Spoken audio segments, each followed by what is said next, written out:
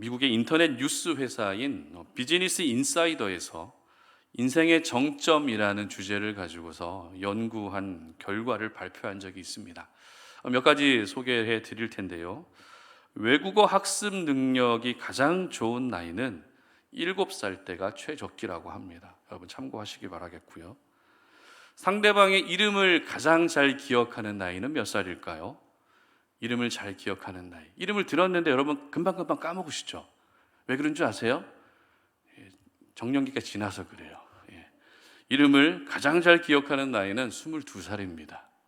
그리고 새 얼굴을 가장 잘 익힐 수 있는 나이 32살입니다. 근력이 가장 좋을 때는 25살이고요. 그리고 타인의 감정을 가장 잘 이해해 주는 나이는 40대에서 50대가 그렇게 이해력이 좋다고 합니다.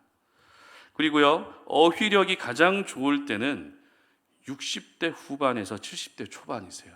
우리 어머니들 말씀 되게 잘하시잖아요.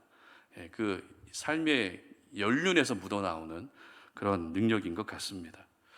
갈등 해소 능력이 제일 좋을 때는 60살 이후고요. 사회에서 급여를 가장 잘 받는 나이는 여성은 39세, 남성은 48세라고 합니다. 또한 자신의 외모에 가장 만족을 느끼는 나이 몇 살일까요? 여러분 외모에 만족을 느끼고 계시나요? 별로 만족을 못 느끼시죠? 표정 보니까 그러신데 왜 그런가 하면 역시 그때가 아니라서 그래요. 자신의 외모에 가장 만족을 느끼는 나이는 의외인데요. 65세입니다. 65세 우리 성도님이 계시죠? 그리고 마지막으로 심리적으로 가장 안정이 되는 나이는 82세라고 합니다. 자, 물론 이 결과가 미국 사회의 이야기이지만 어떤 부분에서는 동의가 되는 부분이 있다는 것이죠. 이처럼 우리는 살아가다 보면 인생의 정점의 시기가 찾아오게 됩니다. 어떠십니까? 지금 여러분은 어떤 인생의 정점의 시간을 보내고 계십니까? 비록 지금 내 형편이 넉넉하지는 않아도 건강이 문제가 없다면 건강의 정점을 보내고 계시는 것이겠죠. 반대로 내 몸은 너무 약하고 여러 가지 질병을 가지고 살아가고 있는데 내 주변에 좋은 사람들과 좋은 관계를 이어가고 있다면 대인관계의 정점의 시간을 보내고 있다라는 것입니다. 정점이라는 말은 전성기라는 말로 표현할 수도 있을 것 같습니다. 따라서 어떤 분은 지금이 믿음의 전성기의 시간을 보내고 계실 수도 있고 또 어떤 분은 일복이 너무 많아서 일에 대한 전성기의 시간을 보내고 계실 수도 있다는 것이죠. 여러분 지난 주일날 우리가 나누었던 말씀 기억하고 계십니까? 사울이 죽은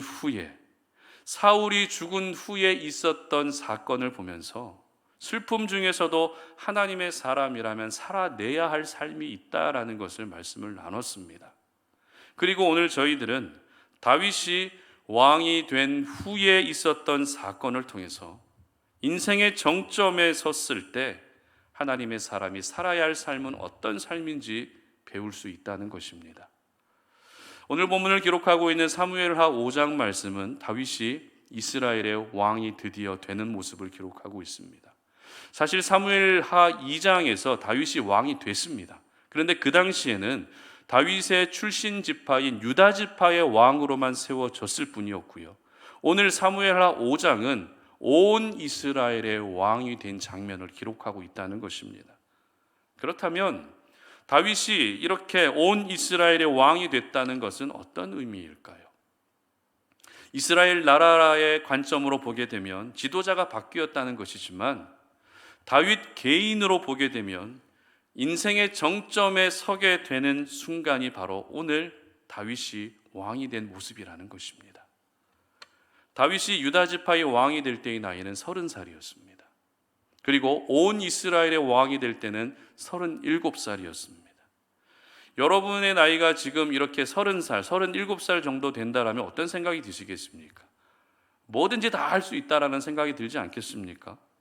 체력적인 부분뿐만이 아니라 어떤 일에 대한 도전에 대한 부분까지 얼마든지 나는 해볼 수 있다라는 생각이 드는 나이가 바로 30 중후반 이때라는 겁니다. 다윗이 바로 뭐든지 할 수 있다라고 여겨지는 30대의 젊은 나이로 온 이스라엘의 왕이 된 것입니다. 그리고 왕이 된 다윗을 향해서 성경은 이렇게 기록하고 있습니다. 10절 말씀 함께 봅니다. 만군의 하나님 여호와께서 함께 계시니 다윗이 점점 강성하여 가니라. 아멘. 하나님이 함께 하시는 인생, 그래서 점점 강해지고 있는 다윗은 분명 지금 인생의 정점의 시간을 보내고 있었던 것입니다. 뿐만 아닙니다. 과거에 하나님이 다윗을 향해서 내가 너를 이스라엘의 왕으로 삼겠다라고 했던 그 약속이 이루어진 순간이 바로 오늘이었기 때문에 사무엘하 5장의 모든 이야기들은 다윗의 인생의 전성기를 보여주고 있는 기록이라는 것입니다. 앞서 말씀드린 것처럼 저희들 역시 인생의 정점의 시간을 보내고 있을 때가 많이 있습니다. 내가 생각하고 있는 정점은 경제적으로 좀 어느 정도 안정이 돼야 되고 사회적으로 인정을 받아야 그래야 뭐 인생의 정점이지 않을까라고 그런 생각을 하실 수도 있을 것 같은데요. 그렇지만 이런 생각들, 뭐 틀린 생각은 아니지만 그것만이 인생의 정점이라 말할 수 없다는 것입니다. 그 일들뿐만 아니라 우리는 우리 삶 속에서 크고 작은 일들을 통해서도 내가 지금 인생의 정점의 시간을 보내고 있다라는 사실을 먼저 기억할 수 있어야 한다는 것이죠. 그러므로 오늘 이 말씀을 통해서 인생의 정점, 인생의 전성기를 보내고 있을 때 하나님의 사람으로서 살아야 할 삶이 무엇인지 함께 우리가 느끼고 깨달을 수 있었으면 좋겠습니다. 왕이 된 후에 다윗이 보여주었던 삶을 통해서 오늘 저희들에게 주시는 영적 교훈을 한번 찾아보도록 하겠습니다. 첫 번째는 인생의 정점에서 우리는 남아있는 죄를 제거해야 한다라는 것입니다. 6절과 7절 말씀 함께 보도록 하겠습니다. 시작. 왕과 그의 부하들이 예루살렘으로 가서 그 땅 주민 여부스 사람을 치려하며 그 사람들이 다윗에게 이르되 네가 결코 이리로 들어오지 못하리라. 맹인과 다리 저는 자라도 너를 물리치리라 하니 그들 생각에는 다윗이 이리로 들어오지 못하리라 하미나 다윗이 시온 산성을 빼앗았으니 이는 다윗성이더라. 아멘. 자, 우리 삶 속에는 찌꺼기를 제때 제거하지 않아서 생기게 되는 불편함들이 있습니다. 대표적으로 음식 찌꺼기를 처리하지 않으면 어떤 일이 일어납니까? 악취가 나죠. 벌레가 생깁니다. 그리고 배수구에도 찌꺼기가 제거되지 않으면 물이 시원하게 내려가지가 않습니다. 컴퓨터는 어떻습니까? 흔히 찌꺼기 파일이라고 해서 불필요한 파일들을 정기적으로 지워주지 않으면 컴퓨터 성능이 점점 느려집니다. 자동차 엔진도 마찬가지입니다. 엔진에 찌꺼기가 끼기 시작하면은 그 엔진은 제대로 된 성능을 낼 수 없게 되는 것입니다. 이처럼 우리가 살아가는 삶 속에는 이 찌꺼기 때문에 생기게 되는 크고 작은 불편함들이 참 많이 있습니다. 오늘 다윗은 왕이 된 후에 가장 먼저 무슨 일을 했다라고 기록하고 있죠? 왕이 된 후에 가장 먼저 했던 일, 바로 시온 산성을 공격해서 빼앗는 일을 했다라고 기록하고 있습니다. 시온 산성은 다른 말로 다윗성이라고 이야기를 합니다. 무슨 말인가 하면 다윗이 앞으로 지내게 될 성을 빼앗았다는 의미죠. 특별히 이 시온 산성이 위치하고 있었던 지역이 어디인가 하면 예루살렘이었습니다. 여러 지역들 가운데 예루살렘을 특별히 선택한 이유, 많고 많은 지역들 중에서도 예루살렘을 선택한 이유는 예루살렘이 위치한 곳이 삼면이 높은 골짜기로 둘러싸여 있는 요새였기 때문입니다. 누구나 탐낼 수밖에 없는 지역이 예루살렘이었죠. 그리고 시온 산성이었습니다. 그래서 다윗은 왕이 된 후에 인생의 정점의 시간을 보내고 있을 때 가장 먼저 그곳을 공격해서 빼앗았던 것입니다. 그런데 그 시온 산성에 누가 살고 있었습니까? 여부스 족속이라고 하는 이방 민족이 살고 있었다는 것이죠. 여부스 족속은 과거 여호수아가 가나안 땅을 정복하는 그 시기에 가나안 땅이 이미 자리 잡고 살고 있었던 7 이방 민족 중에 하나의 이방 민족이었습니다.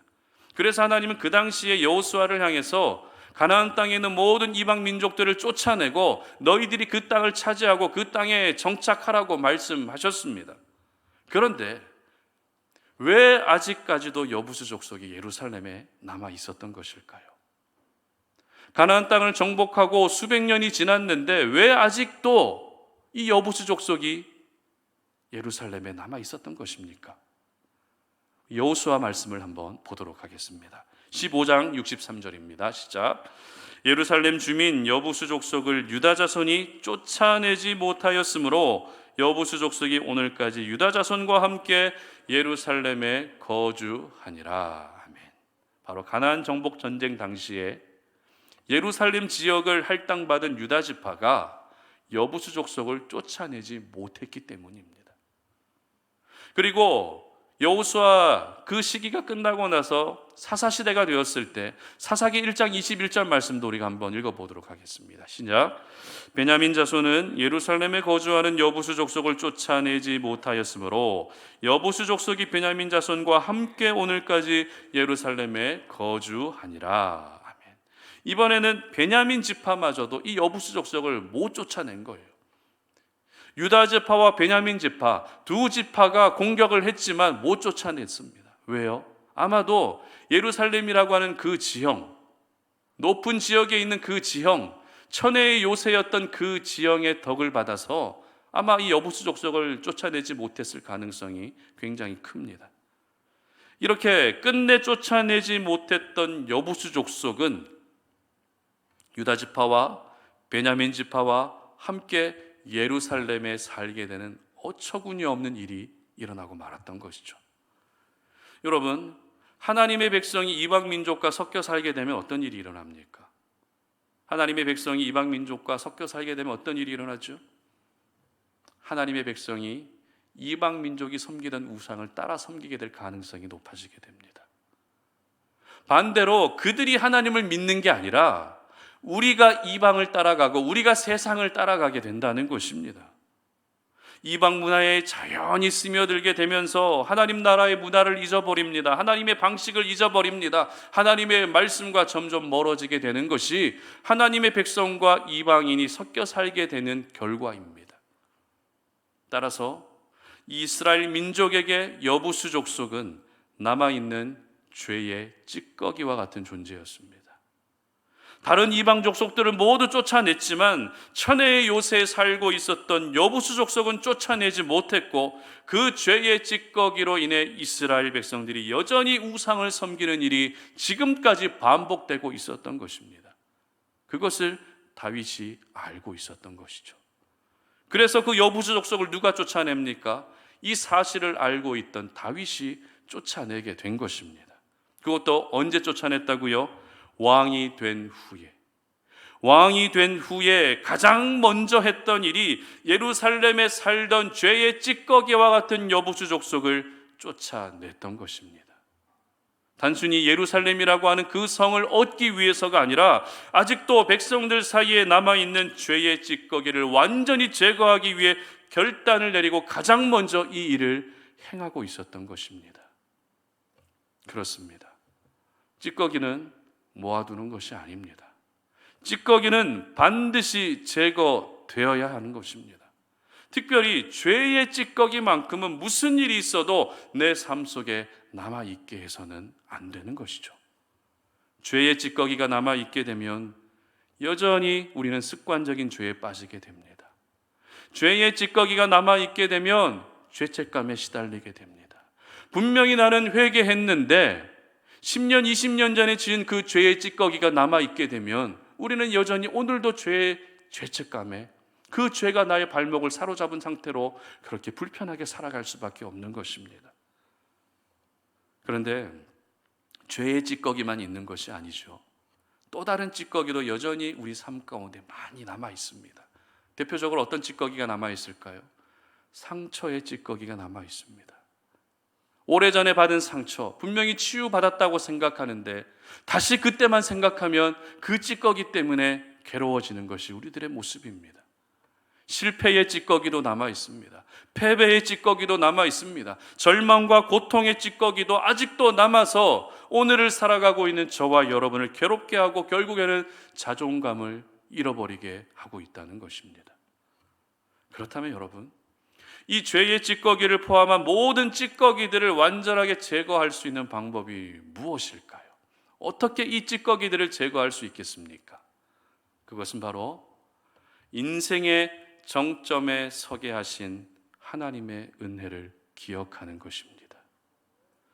나와 함께 하시는 하나님, 나를 점점 강성하게 만들어주시는 하나님의 은혜를 기억할 때 죄의 찌꺼기뿐만이 아니라 내 인생에 남아있는 모든 불필요한 찌꺼기들이 하나둘씩 제거될 수 있는 것입니다. 이것을 바꾸어 말하면 죄를 이길 수 있는 방법은 하나님의 은혜밖에 없다는 것입니다. 실패를 이겨낼 수 있는 방법은 하나님의 은혜밖에 없다는 것입니다. 내가 받은 상처를 이겨내고 극복할 수 있는 방법은 오직 하나님의 은혜밖에 없다는 것입니다. 이 은혜가 내 머릿속에 기억되어지고 이 은혜가 내 가슴 속에서 분명하게 새겨진다면 지금 내가 제거해야 될 찌꺼기가 무엇인지 알게 되는 것이죠. 그리고 하나님의 은혜가 마치 지우개처럼 여러 찌꺼기들을 하나둘씩 지워가게 되는 것입니다. 그런데 저희들이 기억해야 할 것은 바로 우리 자신이 찌꺼기 같은 존재일 때가 있었다는 것입니다. 에스겔 22장 18절 말씀을 한번 보도록 합니다. 시작. 인자야, 이스라엘 족속이 내게 찌꺼기가 되었나니 곧 풀무불 가운데 있는 노시나 주석이나 쇠나 납이며 은의 찌꺼기로다. 찌꺼기 죄를 그때그때마다 제거하지 못하고 찌꺼기 죄의 영향을 받으며 살다 보니 결국 우리 자신이 찌꺼기 같은 인생이 되고 말았다는 것입니다. 그런데 중요한 것은 찌꺼기 같은 우리를 하나님이 어떻게 해주셨다고요? 예수님의 십자가의 죽음으로 하나밖에 없는 독생자 아들 예수님을 이 땅에 보내셔서 대신 죽게 하심으로 더 이상 저와 여러분이 찌꺼기 인생을 살지 않게 해주신 것입니다. 그렇습니다. 저와 여러분은 더 이상 찌꺼기 인생이 아닙니다. 찌꺼기와 절대 어울리지 않는 존귀한 하나님의 사람들입니다. 그러므로 오늘 이 시간 하나님을 예배하는 시간을 통해서 다시 한번 여러분 하나님의 은혜를 기억할 수 있었으면 좋겠습니다. 십자가의 은혜를 다시 한번 기억할 수 있었으면 좋겠습니다. 그래서 여러분들의 삶 속에 남아있는 모든 죄의 찌꺼기들이 완전히 제거될 수 있는 귀한 은혜가 있으시기를 주님의 이름으로 축복합니다. 인생의 정점에 서게 되면 사람들에게서 나타나는 모습이 있습니다. 여러분 주변에 인생의 정점에 서 계신 분들한테 보여지는 모습, 어떤 모습이 있죠? 여러 가지 모습이 있을 수 있지만 사람이 인생의 정점에 서게 되면 세상 무서운 줄 모르게 됩니다. 세상 무서운 줄 모르게 되는데 하나님을 무서워하겠습니까? 전혀 무서워하지 않죠. 내 힘으로 이렇게 모든 것들을 이루었고 내가 인생의 정점에 섰는데 나에게 뭐라고 말할 사람이 있겠느냐? 세상에 그 누구도 나는 두려운 사람이 없다라고 여기고 있는데 어떻게 하나님을 두려워할 수 있겠습니까? 그러므로 우리는 인생의 정점에서 가장 먼저 기억해야 할 것은 남아있는 죄의 찌꺼기들을 제거해야 하는 것입니다. 죄의 찌꺼기를 제거할 때 인생의 정점에서 나를 드러내는 것이 아니라 하나님을 드러낼 수 있게 되는 것이죠. 바라기는 우리 성도님들 모두가 여러분 안에 아직도 남아있는 죄의 찌꺼기, 이 모든 죄의 찌꺼기들을 다 제거하셔서 이제는 찌꺼기 같은 인생을 사는 일이 없으셨으면 좋겠습니다. 그리고 상처의 찌꺼기, 고통과 실패와 좌절의 찌꺼기, 이 모든 찌꺼기로 다 제거하셔서 더 이상 이러한 찌꺼기에 영향을 받는 일이 없으시기를 다시 한번 주님의 이름으로 축복합니다. 두 번째는 인생의 정점에 서게 될 때 우리는 하나님을 인정해야 한다라는 것입니다. 12절 말씀 다 함께 봅니다. 시작. 다윗이 여호와께서 자기를 세우사 이스라엘 왕으로 삼으신 것과 그의 백성 이스라엘을 위하여 그 나라를 높이신 것을 알았더라. 자, 몇 가지 해보고 싶은데요. 오늘 여러분 예배를 드리기 위해서 교회에 오실 때 여러분의 의지로 오셨습니까? 아니면 하나님이 여러분을 오게 하셨습니까? 마음속으로 한번 대답해 보십시오. 이번 한 주를 보내시면서 여러분이 감당하셔야 될 그런 일들을 여러분의 힘으로 감당하셨습니까? 아니면 하나님이 감당하게 해 주셨습니까? 여러 가지 어려움과 고통의 시간을 보내면서 여러분의 내공으로 참고 인내하셨습니까? 아니면 하나님이 참고 인내하도록 도와주셨습니까? 너무나도 뻔한 질문이지만 또 한편으로는 이 질문에 대한 우리 자신의 솔직한 대답이 바로 여러분의 믿음을 결정합니다. 이 질문에 대한 솔직한 대답이 여러분의 삶을 결정합니다. 하나님이 우리에게 원하시는 삶은 언제나 말씀에 순종하고 어려움 속에서도 하나님을 꿋꿋하게 바라보고 세상과 타협하지 않고 믿음 안에서 살아가는 삶을 원하십니다. 그런데 이러한 삶을 살기 위해서, 이러한 삶이 가능해지기 위해서는 먼저 필요한 것이 있습니다. 그것이 무엇입니까? 바로 하나님을 인정하는 것입니다. 하나님이 나에게 무슨 삶을, 어떤 삶을 사는지 다 알고 있는데 그 삶을 살려고 하면 돼요, 안 돼요? 잘 안 돼요. 내가 어떤 실제적인 삶을 살아가려고 하는 그런 액션을 취하는 것보다 더 중요한 것이 무엇입니까? 바로 하나님을 인정하는 것이 먼저라는 것입니다. 하나님을 인정하는 사람이 말씀에 순종할 수 있습니다. 하나님을 인정하는 사람이 고난의 시간 속에서도 하나님을 바라볼 수 있는 것이고, 하나님을 인정하는 사람이 예수님께서 보여주신 그 삶을 본받아 살아갈 수 있게 되는 것입니다. 오늘 본문에서 다윗은 왕이 된 후에 인생의 정점에서 남아있는 모든 죄의 찌꺼기를 완전히 제거했습니다. 그리고 바로 이어서 기록되고 있는 사건은 어떤 사건이었죠? 두로왕 히람으로부터 백향목과 목수와 석수를 지원받아서 왕궁을 짓게 됐다라는 내용이 기록되고 있습니다. 성경을 조금 읽어보신 분들은 조금 이상한데 라는 생각을 하실 수도 있어요. 왜 이상하죠? 다윗이 왕궁을 지은 것은 왕이 되고 나서 한참의 시간이 지난 후에 일어난 일이거든요. 약 20년이 지난 후의 이야기를 왜 다윗이 왕이 된 후에 마치 바로 있었던 일인 것처럼 기록하고 있는 것일까요? 이 부분에 대해서 우리는 생각해 볼 수 있어야 됩니다. 지금 시점은 분명 다윗이 왕이 된 그 시점을 기록하고 있는데, 백향목과 목수와 석수를 지원받아서 왕궁을 짓게 된 이야기는 다윗이 왕이 되고 나서 약 20년이 지난 후의 이야기입니다.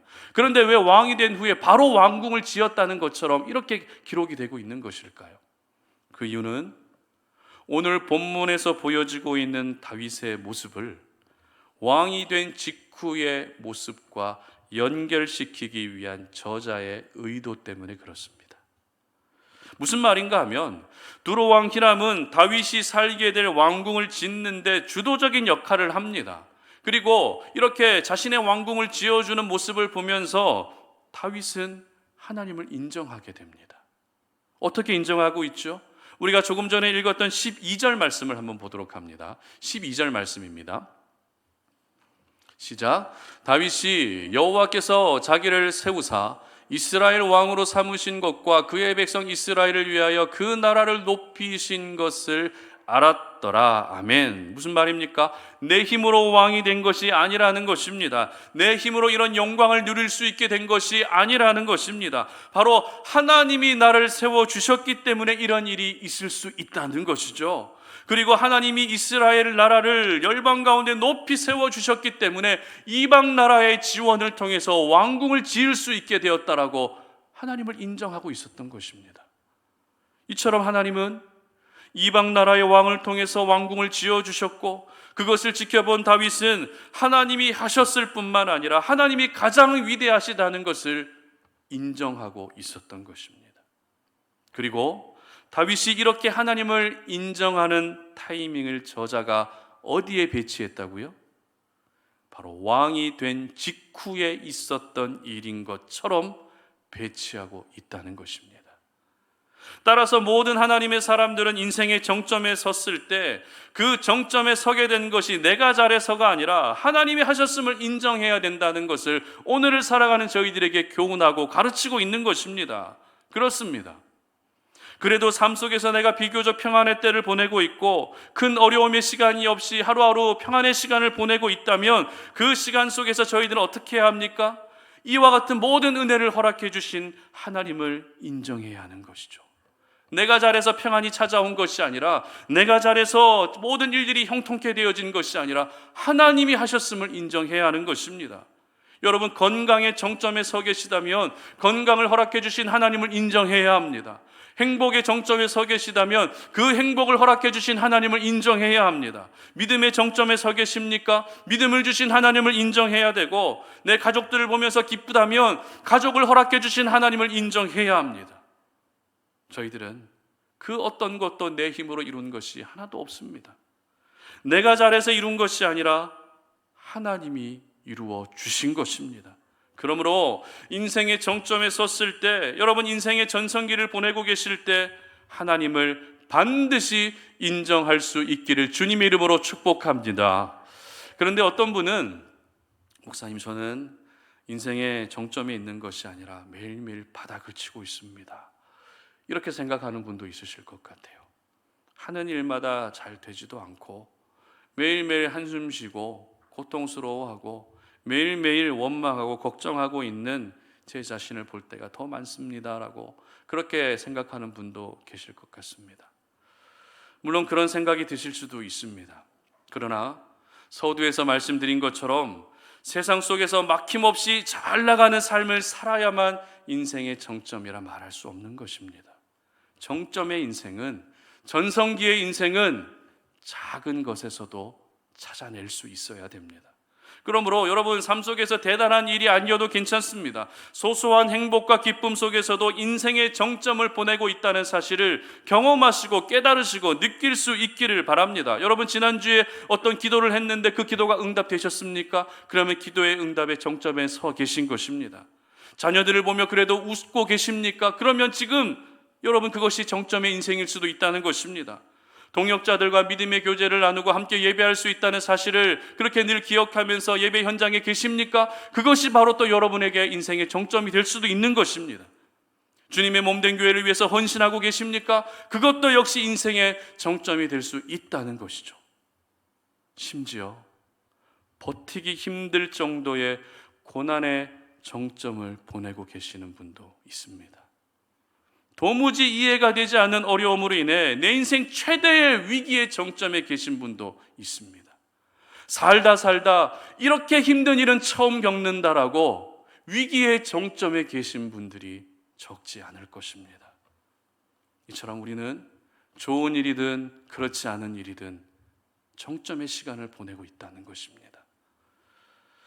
여러분, 창조과학회라고 들어보셨습니까?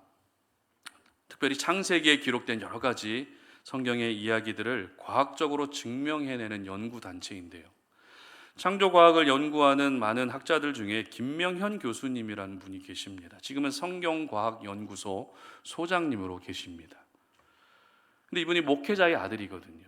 목회자의 아들로 자라면서 주일학교 시절에 성경을 보다 보면은 믿을 수 없는 일들이 얼마나 많이 기록이 되어 있어요. 그렇죠? 하나님 말씀만 하셨는데 막 해가 생기고 식물이, 나무가 생기고 뭐 이런 현상들을 보면서 도저히 믿기지가 않아서 당시 주일학교 전도사님한테 물어봤답니다. 이게 정말 가능한 일인가? 이게 과학적으로 가능한 일이에요? 물어봤더니 늘 전도사님이 하시던 대답이 그거였어요. 명현아, 기도하자. 네. 여러분, 이런 대답 많이 들어보셨죠? 전도사님 입장에서는 어찌할 수 없는 그런 대답일 수도 있고, 또 어떻게 보면 틀린 대답은 아니잖아요. 그런데 내가 원하는 대답을 해주지 못하는 그런 모습들을 보면서 목회자의 아들로 자라오면서도 믿음을 갖지 못했습니다. 그런데 이제 대학교에 들어가서 재료공학을 전공해서 공부하고 과학을 알면 알수록 점점 성경이 믿어지기 시작하더라는 겁니다. 성경에 나오는 이야기들이 어떤 신화나 전설이 아니라 과학적으로 분명히 증명이 되면서 자기도 모르게 한 단어의 고백이 나왔습니다. 그 고백이 어떤 고백인가 하면 계셨군요, 이 고백이었다고 합니다. 목회자의 아들로 자라오면서 성경을 읽고 또 읽어도 하나님의 존재를 전혀 느낄 수 없었는데 자신이 과학을 공부하고 연구하면서 성경에 나온 이야기들이 과학적으로 증명되는 모습들을 보면서 하나님 계셨군요, 이 고백이 나왔다는 겁니다. 그렇습니다. 여러분, 하나님은 살아 계십니다.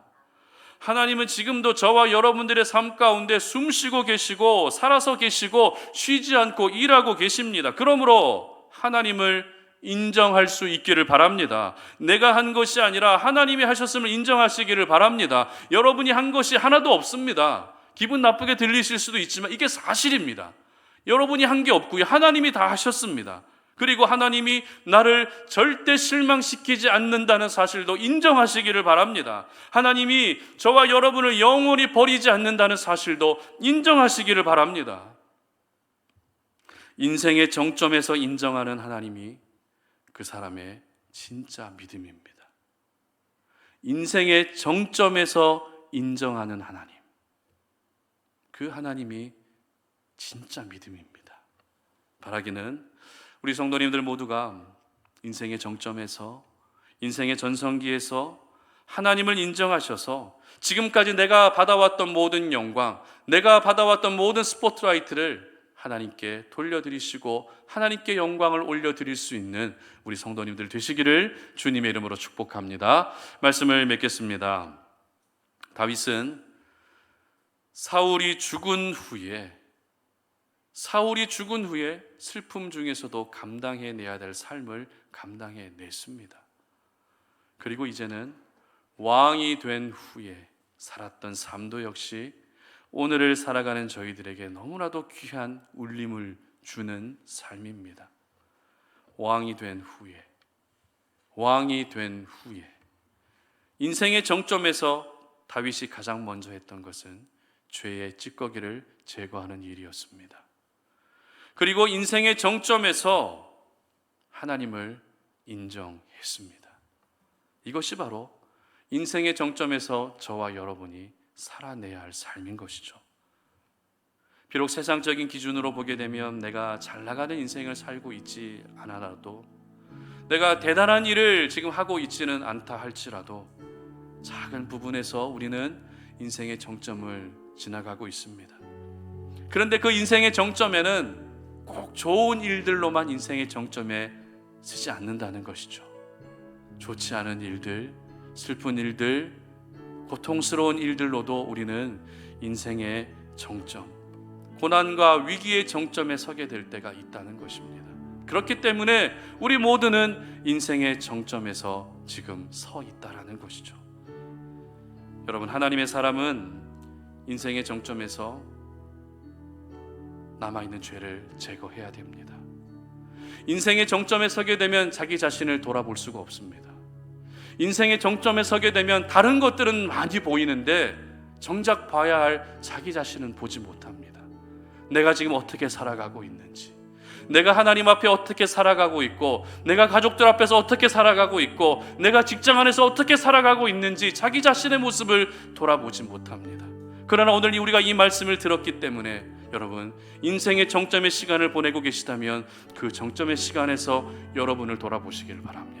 그리고 여러분 가운데 남아있는 죄의 찌꺼기, 상처의 찌꺼기, 고통의 찌꺼기, 실패의 찌꺼기, 불안함의 찌꺼기, 이 모든 찌꺼기들을 하나님의 은혜를 기억함으로 말미암아 다 제거할 수 있기를 바랍니다. 그리고 인생의 정점에서 하나님을 인정하시기를 바랍니다.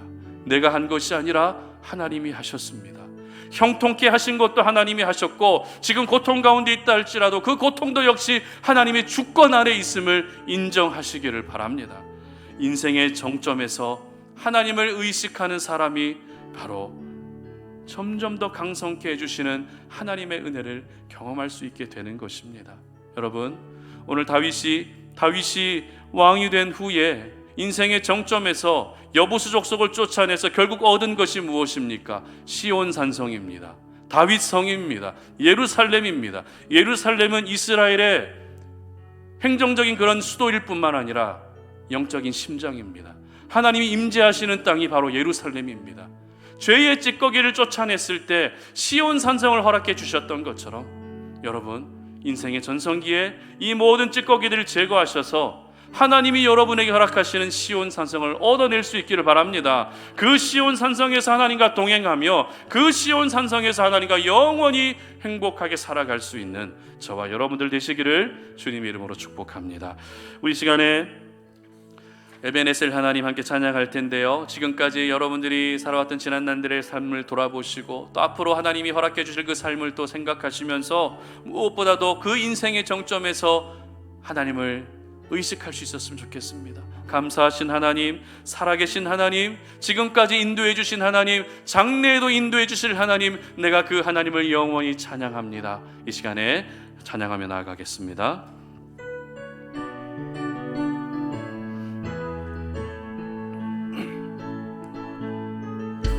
감사하신 하나님, 에베네셀 하나님, 살아계신 하나님, 에베네셀 하나님, 여기까지 인도하셨네. 감사하신 하나님, 여기까지 인도하셨네. 살아계신 하나님, 감사하신 하나님, 에베네셀 하나님, 살아계신 하나님, 에베네셀 하나님, 장래에도 인도하시리, 장래에도 인도하시리. 감사하신 하나님, 장래에도 인도하시리. 살아계신 하나님, 감사하신 하나님, 에베네셀 하나님,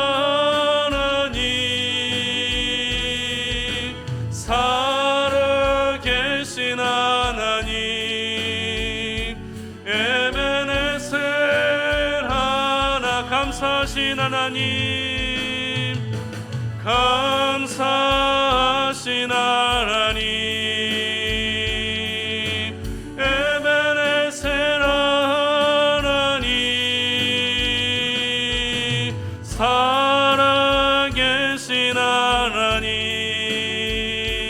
에베네셀 하나님. 아멘. 우리 이 시간에 함께 기도하며 나아가겠습니다. 오늘 우리에게 주신 말씀을 기억하면서 인생의 정점에 서게 될 때 우리가 해야 될 일들이 무엇인지를 하나님이 우리에게 말씀해 주셨습니다. 인생의 정점이라는 것은 세상적으로 형통케 되어지고 잘 나가고 인정받고 안정되고 그것만이 인생의 정점이 아닙니다. 소소한 것들에서도 인생의 정점을 발견할 수 있습니다. 심지어 내가 지금 겪고 있는 위기와 고통 속에서도 위기의 정점을 발견할 수 있고 고통의 정점을 발견할 수 있습니다. 그렇기 때문에 우리 모두는 지금 인생의 정점을 한참 달려가고 있습니다. 인생의 정점의 시간에 섰을 때 우리가 기억해야 할 것은 바로 남아있는 죄를 제거하는 것입니다. 아직도 나로 하여금 죄에 빠지게 하고, 아직도 나로 하여금 하나님을 생각하지 못하게 하고, 아직도 나로 하여금 하나님께 집중하지 못하게 하는 그런 많은 남아있는 죄의 찌꺼기들을 하나님의 은혜를 기억하며 완전히 제거할 수 있게 하여 주시옵소서. 상처의 찌꺼기도 제거되게 하시고, 고통의 찌꺼기도 제거하게 하여 주시고, 실패의 찌꺼기도 제거하게 하여 주시기를 원합니다. 나는 제거할 수 없지만 내가 하나님의 은혜를 기억하고 하나님의 은혜 속에 잠겨있고 나를 구원해 주신 예수님을 기억한다면 그 모든 찌꺼기들을 하나님이 다 지워주실 줄로 믿사오니, 하나님 더 이상 내 삶 가운데 죄의 찌꺼기가 남아있지 않게 하시고 그 찌꺼기에 영향받지 아니하도록 도와주시옵소서. 우리가 인생의 전성기에 서게 됐을 때 기억해야 할 것은 하나님을 인정하는 것입니다. 내가 한 것이 아닙니다. 하나님이 모두 하셨습니다. 그러므로 하나님의 존재를 인정하시고 앞으로도 내 삶 가운데 하나님의 행하실 일들을 기억하며 하나님이 가장 아름답게 모든 일들을 이루어 가실 일들을 인정하며 나아갈 수 있기를 바랍니다. 그러면 하나님께서 여러분들에게 시온 산성을 허락해 주실 것입니다. 하나님이 여러분들에게 허락해 주시는 그 시온 산성을 경험하면서 그 시온 산성 안에서 하나님과 동행할 수 있게 해달라고 기도하시고, 인생의 정점에서 하나님과 결코 멀어지는 일들이 생기지 않게 하여 주시옵소서. 인생의 정점에서 예배의 자리와 멀어지지 않게 하여 주시옵소서. 오히려 인생의 정점에서 하나님과 더 가까워지고 예배의 자리와 더 가까워질 수 있는 우리의 삶이 되게 해달라고 이 시간 다 함께 주여 한번 외치고 기도하며 나아갑니다. 주여, 살아계신 아버지 하나님 감사합니다.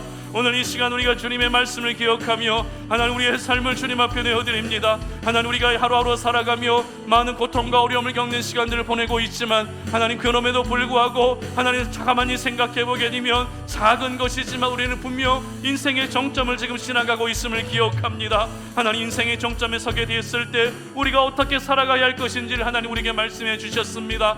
다윗이 왕이 된 후에 했던 그 일들을 기억하면서 무엇보다도 남아있는 죄악들을 진멸하고 쫓아내고 제거할 수 있는 우리의 삶이 되게 하여 주시옵소서. 아직도 내가 죄의 찌꺼기에 영향을 받고 있지는 않습니까? 아직도 내가 상처의 찌꺼기에 영향을 받고 있지는 않습니까? 하나님 아직도 내가 실패의 찌꺼기에 영향을 받고 있지는 않습니까? 이 시간 나사는 예수 이름으로 선포하노니 아직도 찌꺼기에게 영향을 받고 살아가게 하는 모든 어둠의 영들은 떠나가게 하시고 더 이상 우리가 찌꺼기의 지배를 당하지 않게 하시고 우리의 인생도 찌꺼기 인생이 되지 아니하게 하시고 가장 존귀한 하나님의 사람으로 살아갈 수 있도록 은혜 베풀어 주시옵소서. 그래서 하나님이 허락해 주시는 그 시온 산성이 우리 가운데 임하게 하여 주시옵소서. 하나님과 함께 동행하며 하나님의 숨결을 느끼고 하나님의 온기를 느낄 수 있는 내 인생의 시온 산성이 우리 모든 성도님들에게 찾아오게 하여 주시기를 원합니다. 하나님 우리가 인생의 정점에 섰을 때 하나님을 인정하기를 원합니다. 내가 한 것이 아니라 하나님이 하셨습니다. 내가 한 것이 아니라 하나님이 이루셨습니다. 하나님이 하셨사오니 내가 하나님을 인정합니다. 하나님 내 삶 속에 더 귀한 일들을 행하실 하나님도 인정합니다. 하나님 나를 실망시키지 않으실 하나님도 인정합니다. 하나님 모든 것을 하나님께 영광을 올려드리며 하나님을 인정하오니 아버지 하나님 인생의 정점에서 하나님과 멀어지지 않게 하여 주시옵소서. 하나님과 더 가까워질 수 있는 우리의 인생이 될 수 있도록 도와주시옵소서. 살아계신 아버지 하나님 감사합니다. 오늘도 우리가 예배의 자리에서 하나님을 예배하면서 우리에게 주신 그 생명의 말씀을 기억하며 세상 가운데로 나아갑니다. 굳이 세상 가운데에서 우리가 잘 나가고 있지는 않다 할지라도, 인정받고 안정된 인생을 누리고 있지는 않다 할지라도 우리는 분명 작은 것에서도 인생의 정점을 보내고 있음을 이 시간에 기억합니다. 그 인생의 정점이 좋은 것이든 아니면 고통과 위기와 괴로움과 같은 좋지 않은 것이든 우리는 모두 인생의 정점을 보내고 있습니다. 인생의 정점에서 하나님 남아있는 죄를 제거할 수 있는 은혜를 허락하여 주시옵소서. 하나님의 은혜를 기억하며 남아있는 죄의 찌꺼기, 상처의 찌꺼기, 고통의 찌꺼기, 패배와 아픔의 찌꺼기를 완전히 제거할 수 있는 저희들 되게 하여 주시옵소서. 인생의 정점에서 무엇보다도 하나님을 인정하기를 원합니다. 내가 한 것이 아니라 하나님이 하셨고 앞으로도 하나님이 하실 것을 인정하며 나아가오니 인생의 정점에서 하나님과 더 가까워지게 하여 주시옵소서. 인생의 정점에서 예배의 자리와 결코 멀어지지 아니하게 하시고 결국에는 하나님께서 우리에게 허락해 주시는 그 영광의 시온 산성이 내 인생에 임하게 하여 주시옵소서. 이제는 우리 주 예수 그리스도의 은혜와 하나님 아버지의 끝없는 사랑과 성령의 교통하심이 오늘 이 시간 주님 앞에 나와 예배하며 우리에게 주신 그 생명의 말씀을 붙들고 인생의 정점에 섰을 때 남아있는 죄의 찌꺼기를 제거하며 하나님을 인정함으로 말미암아 하나님이 허락해 주시는 시온의 영광을 누리기를 소망하는 우리 모든 성도님들 머리 위에 이제로부터 영원토록 함께 하시기를 간절히 축원하옵나이다. 아멘.